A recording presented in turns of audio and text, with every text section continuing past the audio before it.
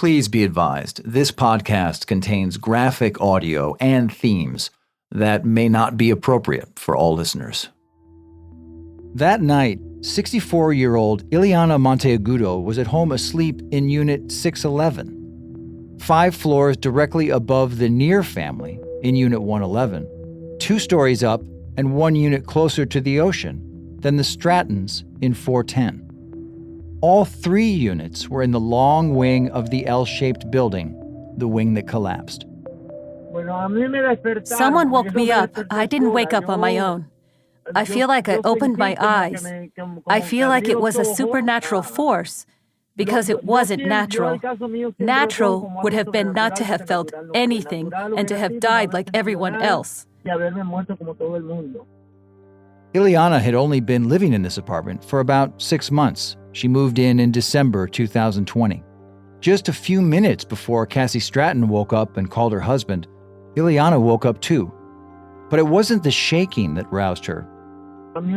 A higher force woke me up and led me into the living room because I felt the noises in the apartment, and then when it led me into the living room, I thought the sliding door that faced the water, the balcony door, was open, and indeed it was.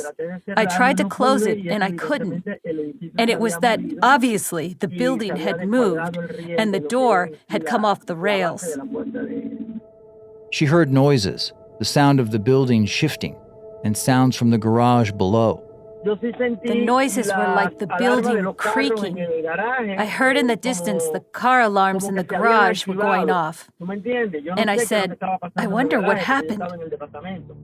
The noises started getting louder. She turned to see a crack crawl down her wall, she says, like a black snake.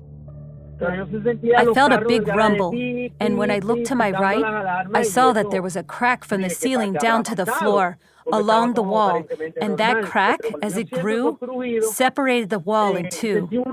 That's when the voice in my head told me, you have to go, because the building is going to fall. She put on her sandals, grabbed her purse off the table, and rushed out the door. 1 floor up from Ileana Monteagudo in Unit 711, the building's shaking activated a motion-sensitive Ring home security camera. It started recording a grainy black and white video, which lasts about 13 seconds. Here it is.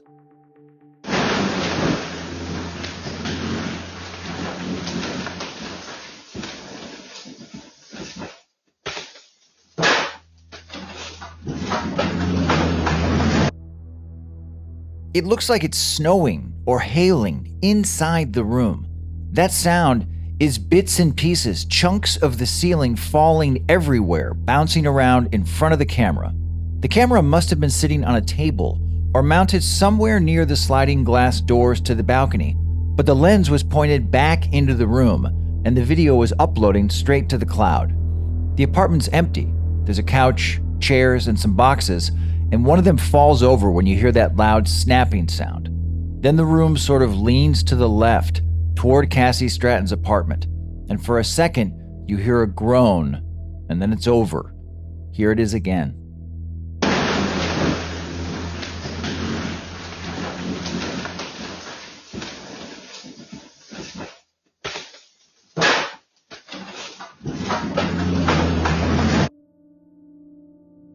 When the video goes black, that's when Cassie Stratton's phone call cuts off.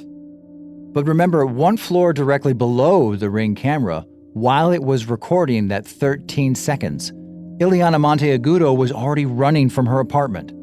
The Miami Herald's lead investigative reporter, Sarah Blasky, tells us what happened next. She makes a really interesting choice that saves her life that day. Instead of turning right, there was a stairway 15 feet from her door in the hallway to the right. She turned left and made a 100-foot journey over to a different staircase. She ran down the hallway, hung a left again, and rounded the corner of the L shape over to the elevator shaft. And when she did that, she crossed an invisible fault line in that building that she didn't know existed. Nobody knew existed up to this point. And she went for the stairs next to the elevator. She makes it down 2 floors to the 4th floor when she hears the roar of half of the tower going down. She is 40 feet from where Cassie Stratton stood on the other side of that fault line, on the phone with her husband when her side of the tower fell. 1 woman lived and 1 woman died. I didn't know where the staircase was, so I started running towards the elevator. And sure enough, as I suspected, when I got to the elevator, there was the staircase. So I opened the door and I started running down. I started on the 6th floor, and when I got to the 4th, I felt the explosion of the building falling down. It turns out that elevator shaft was basically this poor connection that engineers pointed out after the fact, right? When they were looking at all of these plans, they said these floors weren't well connected to this elevator shaft, this reinforced wall. The entire tower on one side fell.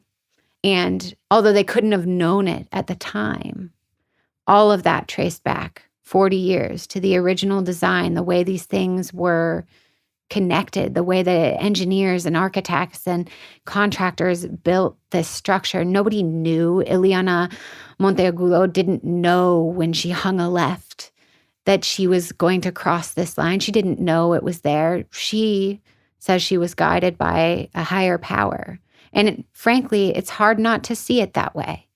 It's hard not to see something like this, a tragedy like this where there's no explanation, where people couldn't have known.